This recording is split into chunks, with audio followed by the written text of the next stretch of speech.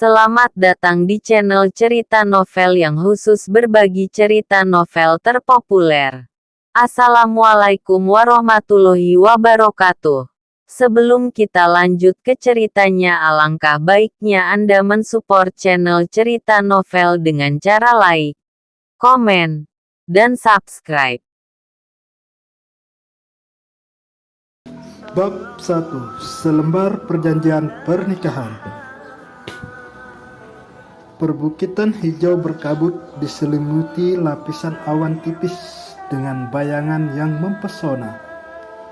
Di awan berkabut itu terlihat jauh dan dekat, dan terlihat seperti beberapa kuas tinta tipis yang terhapus di langit yang biru. Di antara perbukitan hijau terdapat danau yang jernih, seperti batu permata biru yang bertahta berada di antara puncak perbukitan yang hijau. Di samping danau terdapat kuil Tau antik. Di depan kuil Tau, seorang pemuda dengan lengan baju panjang tengah terbang. Tubuhnya terlihat begitu anggun, dan di antara gerakannya satu bayangan telapak tangan yang menyilaukan mengalir bak awan dan air yang mengalir. Benar-benar indah. Plek. Ketika di udara, pemuda itu dengan seluruh kekuatannya menepuk telapak tangannya, terdengar jeritan angin, dan seekor ayam pegar yang akan naik ke udara menjerit lalu jatuh ke tanah dengan sayapnya yang mengepak beberapa kali. Sial, kamu ini benar-benar ya. Kalau mau latihan ya latihan saja. Kamu kenapa selalu membuat masalah dengan ayam pegarku? Memangnya mudah bagiku untuk memelihara ayam ini? Aku sedang mengandalkan ayam ini supaya tahun baru nanti bisa makan daging. Bersamaan kutukan itu, seorang pria tua Tau yang mengenakan jubah Tau berwarna biru tanah berjalan keluar dari kuil Tau dengan tidak puas. Pemuda itu dengan ringan mendarat di tanah, lalu dengan sedikit merasa tertekan berkata kepada pria tua Tau, "Pria tua, hal yang kamu ajarkan padaku, aku semuanya bisa melakukannya dengan sangat baik. Tetapi jurus tangan Jime ini, hanya jurus ini yang tidak pernah bisa aku tembus lewat dari tingkat 8. Apa yang sebenarnya terjadi?" Pria tua Tau ini sebenarnya adalah gurunya, tetapi karena guru dan murid yang telah hidup lama bersama, hubungan keduanya sangat baik. Jadi pemuda itu biasanya memanggilnya dengan sebutan pria tua. "Apa? Kamu bilang kamu sudah mempelajari jurus Jime hingga tingkat 8? Pria tua Tau itu terkejut dan tidak bisa menahan diri untuk tidak berseru. Dia benar-benar telah menerima murid yang berbakat, yang bisa mempelajari segala sesuatu dengan cepat. Baik itu keterampilan memasak, keterampilan medis, kungfu, piano, catur, kaligrafi, dan melukis. Anak ini tidak sampai 3 tahun sudah benar-benar bisa melampaui kemampuan dirinya. Dan juga jurus tangan Jime ini merupakan jurus keterampilan unik dari orang-orang biksu seperti mereka. Dulu, pria tua Tau itu melatih jurus tangan Jime sampai di tingkat 8, menghabiskan waktu 20 tahun penuh. Dan anak ini hanya menghabiskan 1 tahun. Benar-benar gila." Setelah memikirkan hal-hal itu, pria tua Tau menepuk bahu pemuda itu dan berkata, "Nak, kamu adalah murid paling berbakat yang pernah aku temui. Namun, meskipun demikian, jurus tangan Jime ini kamu tetap tidak dapat mengkultivasikannya ke tingkat 9. "Oh, pria tua, mengapa seperti itu?" tanya pemuda itu, tidak mengerti. Pria tua Tau menghela napas panjang, membelai janggutnya dan berkata, "Karena jurus tangan Jime di tingkat 8 itu sudah hampir di tingkat akhir. Jika kamu ingin menembus ke tingkat 9, kamu masih memerlukan satu set latihan lagi. Latihan itu adalah jurus Yongmai. Hanya dengan menggabungkan dua latihan ini, kamu baru bisa menembus jurus tangan Zimei tingkat 9, tingkat tertinggi. Tapi ya, jurus Yomei ini kamu tidak dapat melatihnya. Oh, kenapa?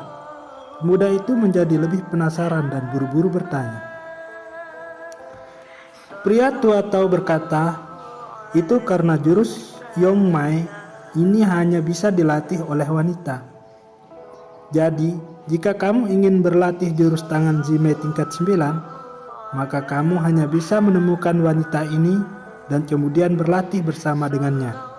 Hanya dengan cara ini, kekuatan magis itu dapat dicapai. Aduh, di mana aku bisa menemukan wanita ini? Tanya pemuda itu dengan bingung dan sedikit tertekan. Pria tua tahu kemudian mengulurkan tangan dan mengeluarkan sebuah kotak kecil dan membukanya. Di dalamnya ada gulungan sutra dengan garis karakter kecil yang tertulis di atasnya. Pria tua tahu menyerahkan gulungan sutra kepada pemuda itu. Ikuti alamat di atas. Kamu dapat menemukan wanita itu. Pergilah. Ini perjanjian pernikahan, dan ini masih milikmu. Pemuda itu membuka lipatan sutra dan melihatnya dengan hati-hati. Benar-benar terkejut. Terlihat di selembar sutra seukuran telapak tangan sebuah perjanjian pernikahan. Olivia Xiao. Deep Chen meneriakkan nama itu. Ya, ini adalah perjanjian pernikahanmu. Kali ini kamu turun dari sini dan coba cari keluarga Xiao. Tentu saja, setelah kamu menemukan keluarga Xiao, perihal pernikahan ini adalah hal kedua dan masih ada yang lebih penting. Kamu ambil ini. Pria tua tahu terus merogoh jubahnya, baru akhirnya melemparkan barang yang sama ke Deep Chen. Apa ini? Deep Chen menerimanya dengan penasaran. Ini adalah kertas hutang piutang. Keluarga Xiao berhutang sejumlah uang pada kita, dan kamu harus memintanya. Kota H, kota tingkat 1 di Cina Tenggara, memiliki reputasi sebagai surga oriental. Stasiun kereta kota H bagian barat, stasiun kereta api terbesar di kota H. Kerumunan orang di sana begitu ramai dan kacau. Jumlah penumpang harian di sini setiap harinya setidaknya mencapai 1 juta orang. Deep Chen berdiri di alun-alun stasiun, merasa sedikit bingung. Dia melihat orang-orang datang dan pergi, tetapi dirinya sendiri tidak tahu harus pergi kemana selanjutnya. Pria tua itu memberinya gulungan sutra dan alamat. Memintanya pergi ke kota H yang besar untuk menemukan wanita bernama Olivia Xiao. Nah, perjanjian pernikahan ini dari gurumu dulu punya guru. Dia yang membuatkannya untukmu. Kemudian Olivia Xiao adalah putri dari murid guruku. Ya, kamu sudah mengerti kan? Baik, kalau begitu, cepat pergi dan temukan dia. Deep Chen mengingat omongan berbelit pria tua itu padanya. Tapi dalam hatinya saat ini sedang khawatir. Dalam hatinya mengeluh karena pria tua itu memberikan kesulitan dalam mencari orang itu. Dia harusnya memberikannya alamat yang terperinci. Sekarang hanya 4 kata Olivia Xiao kota H. Hanya berdasarkan informasi itu, dia bagaimana bisa menemukannya? Menghadapi pertanyaan Deep Chen, pria tua pada saat itu hanya tersenyum misterius. Dia hanya melontarkan kalimat yang tampaknya menarik. Jika kalian memiliki takdir, maka pasti akan selalu ada jalan untuk bertemu. Dasar kamu pria tua, memangnya kalau kamu mengatakan sesuatu yang lebih padaku, kamu bisa mati ya? Dalam hati Deep Chen begitu kesal. Tapi situasi di depannya membuatnya bertanya-tanya. Dia harus mulai dari mana? Lagi pula, dia jarang turun gunung dan belum pernah pergi ke kota sebesar itu. Tidak ada cara lain. Dia hanya bisa menggunakan cara paling bodoh untuk menemukannya, yaitu dengan bertanya pada setiap orang yang lewat. Jadi, setiap kali Deb Chen mengambil langkah, dia akan menghentikan seseorang dan membuka mulutnya untuk bertanya. Kak, apakah kamu kenal Olip Xiao? Kakek, apakah kamu kenal Olip Xiao? Paman, apakah kamu tahu di mana Olip Xiao tinggal? Bibi, tak terkecuali. Semua orang yang ditanyai oleh Deb Chen menggelengkan kepala dan mengatakan kalau mereka tidak tahu dan tidak kenal. Karena dia terus bertanya, membuat beberapa orang memandang Deb Chen dengan tatapan aneh, juga penasaran. Mereka seperti berpikir kalau dia adalah orang gila. Deb Chen juga tidak bisa berkata-kata. Metode bertanyanya ini memang tidak berbeda dengan orang yang memiliki gangguan jiwa. Olip Xiao ini juga tidak mungkin seorang bintang besar. Dia bagaimana bisa menanyakan hal ini dengan santai di jalanan? Tepat ketika Deb Chen merasa kebingungan, seorang wanita berusia 40-an dengan dress panjang tiba-tiba menarik lengan bajunya. Deb Chen menoleh dan wanita itu bertanya sambil tersenyum.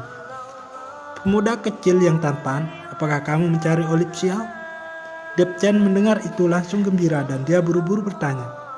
Ibu, apakah kamu kenal Olip Xiao? Wanita itu terkekeh dan hampir dengan jarinya menusuk wajah Deb Chen. Dia dengan tersenyum berkata, pemuda kecil yang tampan, panggil kakak saja, tidak pantas memanggilku ibu. Aku juga tidak setua itu kan? Deb Chen menggaruk kepalanya karena tinggal di gunung dalam waktu yang lama membuatnya tidak begitu jelas dengan sisi. Deb Chen menggaruk kepalanya karena tinggal di gunung dalam waktu yang lama membuatnya tidak begitu jelas dengan situasi di luar. Tampaknya selanjutnya dia harus lebih berhati-hati ketika bertemu dengan seorang wanita. Jadi Deb Chen langsung berdehem dan memanggilnya ulang. Kakak, apakah kamu kenal Olip Xiao? Bersambung.